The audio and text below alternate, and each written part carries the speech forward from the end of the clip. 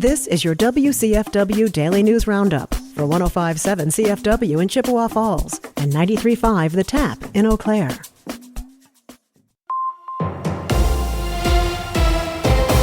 For 105.7 CFW News, I'm James Kelly. Eau Claire officials gathered at the newly opened Downtown Transfer Center on Wednesday to celebrate Transit Equity Day. Transit Equity Day is held on February 4th to honor the birthday of Rosa Parks, whose refusal to give up her seat on a bus to a white passenger in 1955 sparked the over-year-long Montgomery bus boycott, a crucial moment in the civil rights movement. Phil Swanhorst is the Eau Claire Transit Commission chairperson and a former Eau Claire bus driver, and shared his thoughts on the history of Transit Equity Day in Eau Claire. And this is the 10th year since I attended a conference in Washington, D.C. to create February 4th. Why February 4th? We wanted an activist that believed in equity in transportation, and who better than Rosa Parks, and her birthday is February 4th. So 10 years ago we created that, and by we it was unions, it was management, it was Ireland, it was South Africa, it was European countries. In its proclamation declaring February 4th as Transit Equity Day, the Eau Claire City Council highlighted the importance of public transit as an essential service for residents to access things like healthcare and employment, as well as its importance in addressing climate change. Swanhorst also shared his thoughts on what future progress could look like for public transit in Eau Claire. Continued applicable ADA compliance. Believe it or not, we build our buses, our transfer center, our accommodations are very ADA compliant. When we drop off at some schools, some healthcare facilities, some older churches, they are not ADA compatible.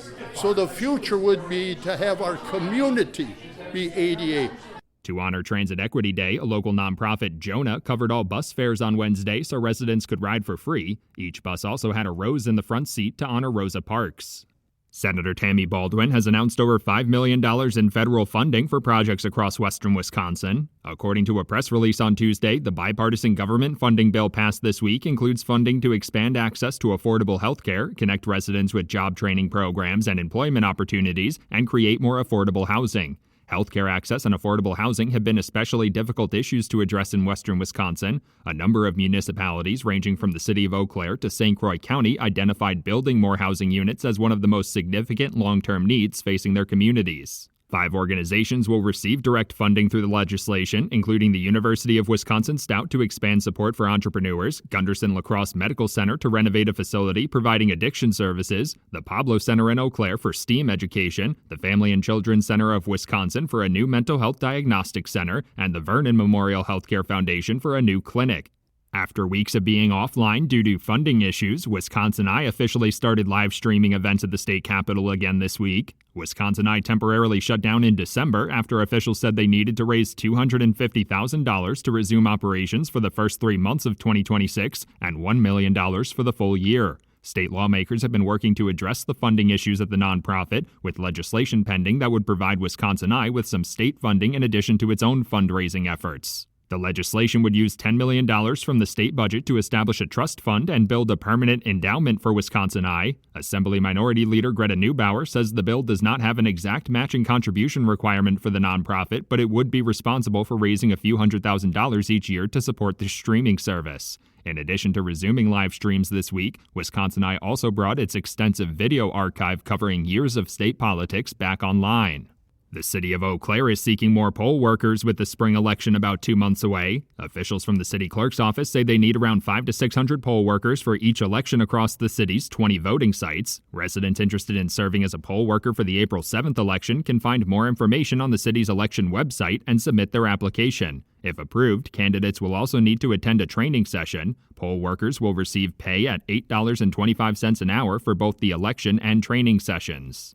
The Eau Claire City County Health Department is sharing tips on protecting yourself from carbon monoxide poisoning after 2 people were hospitalized in Pleasant Valley. Everyone should have working carbon monoxide detectors on every level of their home and replace the batteries twice a year. If you park your car in a garage, you should always turn the engine off inside to prevent carbon monoxide from building to an unsafe level. Residents should also avoid using generators and gasoline or propane heaters inside and have their furnace or wood-burning stove inspected every year. The Wisconsin Department of Transportation is conducting a traffic study along the Highway 53 corridor between Eau Claire and Chippewa County. According to a Leader Telegram report, DOT officials say crash rates along the corridor are significantly higher than the statewide average for similar roads. They're hoping to identify the biggest safety and operational concerns on that stretch of highway and determine what alternative options are available to improve driver safety. DOT officials say these studies typically take around 3 years to complete. The Wisconsin Department of Transportation is also warning residents about a persistent scam that's popping up again. Scammers are impersonating tolling agencies, sending fake emails to potential victims claiming that they have overdue toll fees. If their victim clicks on the link provided in the email, it redirects them to a website that is designed to look like a real toll payment portal. DOT officials are reminding residents that Wisconsin does not have any toll roads, and if they're unsure if a payment request is legitimate, they should contact the toll agency directly. For 105.7 CFW News, I'm James Kelly. With Civic Media News, I'm Terry Miller. Tornadoes, flooding, and baseball-size hail are all part of the week in Wisconsin weather. So far, the strongest Badger State twister in 5 years hit Tuesday night. The National Weather Service says an EF3 tornado hit west of Union Center Tuesday evening, damaging homes and power lines across Juneau County. Winds reached up to 140 miles per hour, the strongest tornado Wisconsin has seen since 2021. Governor Tony Evers visited the area yesterday to thank first responders and assure people that help is on the way. He did declare a state of emergency. The Weather Service has confirmed 4 other tornadoes Tuesday night. Last night, southeastern Wisconsin had more tornado warnings, more impacts that weather experts will need to investigate.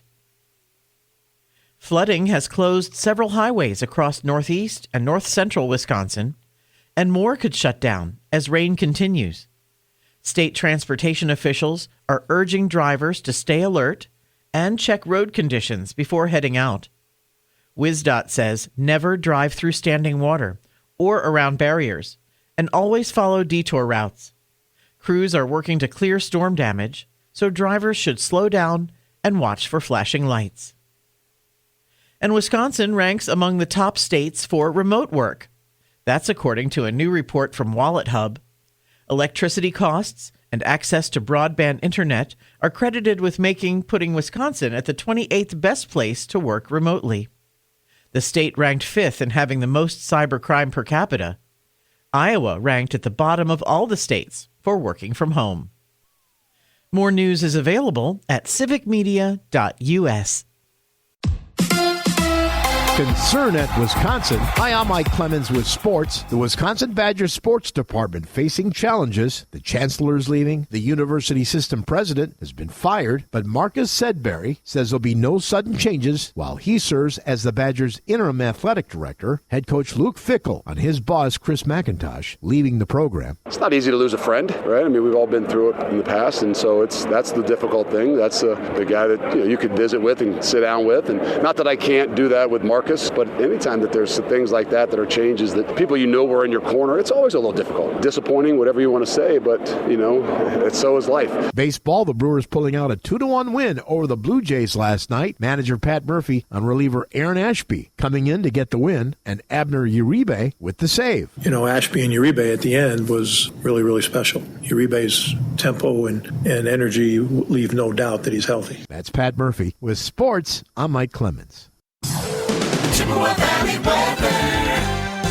I'm meteorologist Rodney Price. Plentiful sunshine this afternoon in mid-70s as a light south breeze develops.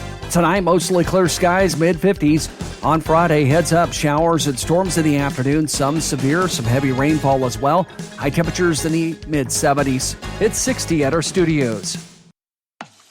That's your WCFW and the TAP Daily News Roundup from Civic Media. Subscribe to this podcast on Spotify, Apple, or wherever you find your podcasts. Find more news at WCFW.FM or thetap.fm.